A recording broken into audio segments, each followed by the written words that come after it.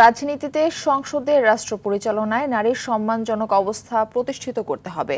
সমতার মর্যাদায় নারীকে সম্মানিত করা রাষ্ট্রের দায়িত্ব বলে মন্তব্য করেছেন ঐকমত্য কমিশনের সহসভাপতি অধ্যাপক আলী রিয়াজ।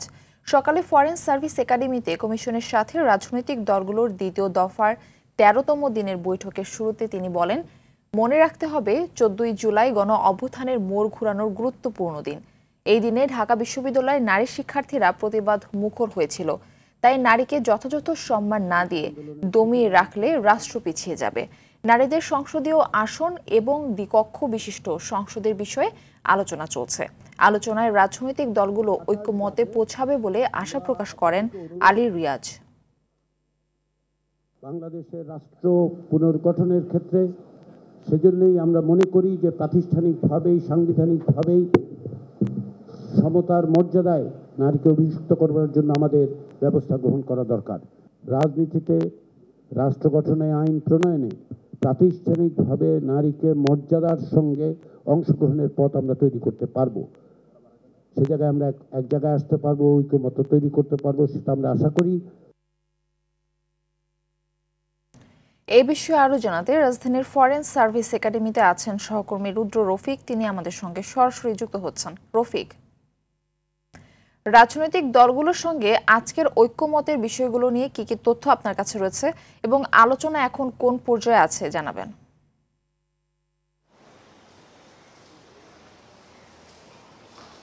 মারফি, আজ বেলা 11:30টার দিকে আসলে ঐকমত্য কমিশনের এই দ্বিতীয় দফার 13তম দিনের আলোচনা সভা বৈঠকটি শুরু হয়। বৈঠকটি এখনও চলছে এবং বিকেল নাগাদ পর্যন্ত চলবে। আজকে আপনি ইতিমধ্যেই বলেছেন যে আজকে দুটি বিষয়ে আসলে আলোচনা হচ্ছে, সেটি হচ্ছে সংসদের নারীর আসন এবং দ্বিকক্ষ বিশিষ্ট পার্লামেন্টের ব্যবস্থা নিয়ে। আমরা ইতিমধ্যে দেখেছি যে প্রথম দফায় যে বৈঠকটি অনুষ্ঠিত হয়েছে সে সময়ও কিন্তু এই দুটি বিষয় নিয়ে আলোচনা হয়েছিল।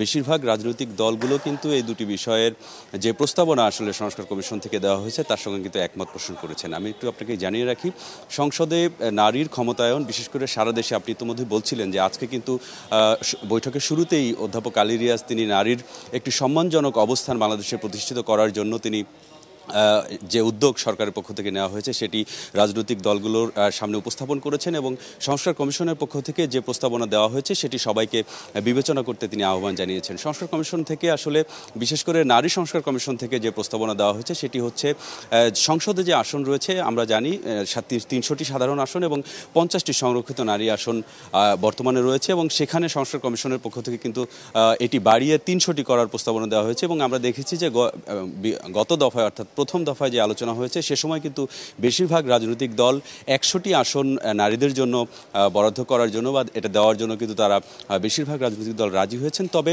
এই রাজি হওয়ার ক্ষেত্রে আবার দুটি বিষয় আছে, সেটি হচ্ছে এই আসনে নারীদের নির্বাচনের যে প্রক্রিয়া সেই প্রক্রিয়া নিয়ে আসলে বেশ কিছু দলের মধ্যে ভিন্নমত রয়েছে। এছাড়া দ্বিকক্ষ বিশিষ্ট যে পার্লামেন্টারি সিস্টেম সেই সিস্টেম নিয়েও কিন্তু বাংলাদেশের বেশিরভাগ রাজনৈতিক দল একমত রয়েছে। আমরা গত দফায় দেখেছি যে 30টি রাজনৈতিক দলের মধ্যে 28টি রাজনৈতিক দলই কিন্তু এই দ্বিকক্ষ বিশিষ্ট পার্লামেন্টারি সিস্টেমে তারা ঐক্যমত হয়েছেন এবং যেটি নিয়ে আলোচনা হচ্ছে আসলে এই নিম্নকক্ষের যে 300 আসন, এই আসনে আমরা জানি যে একেবারে তৃণমূল পর্যায়ের সাধারণ মানুষের ভোটে যারা আসলে প্রতিনিধি নির্বাচিত হবেন তারাই কিন্তু নিম্নকক্ষে আসবেন এবং উচ্চকক্ষে 105টি আসনের জন্য আসলে সংস্কার কমিশন থেকে প্রস্তাবনা দেওয়া হয়েছে এবং সেই 100টি আসনের ভিতর থেকে সংখ্যানুপাতিকভাবে রাজনৈতিক দলের মধ্যে যারা আছে তাদের সংখ্যানুপাতিকভাবে যারা নিম্নকক্ষে থাকবেন তাদের ভোটের সংখ্যানুপাতিক অনুসারে এটি নির্বাচিত করার জন্য প্রস্তাবনা দেওয়া হয়েছে এবং 5টি আসন রাষ্ট্রপতির সরাসরি হস্তক্ষেপ, বিশেষ করে সমাজের সকল সেক্টরের মানুষের প্রতিনিধির উপস্থিতি আসলে নিশ্চিত করার জন্য কিন্তু 5টি আসন নির্ধারণ করার প্রস্তাবনা দেওয়া হয়েছে সংস্কার কমিশন থেকে। তো সব মিলিয়ে আসলে আলোচনা চলছে। প্রথম দফায় বেশিরভাগ বিষয়ে আসলে ঐক্যমত হয়েছে রাজনৈতিক দলগুলো এবং দ্বিতীয় দফায় আলোচনা চলছে। আমরা বিকেলে আসলে জানতে পারবো কোন কোন দল কোন কোন বিষয়ে আসলে ঐক্যমত দিয়েছেন। মারফি। রুদ্র রফিক, আপনাকে অসংখ্য ধন্যবাদ আমাদের সঙ্গে যুক্ত হবার জন্য।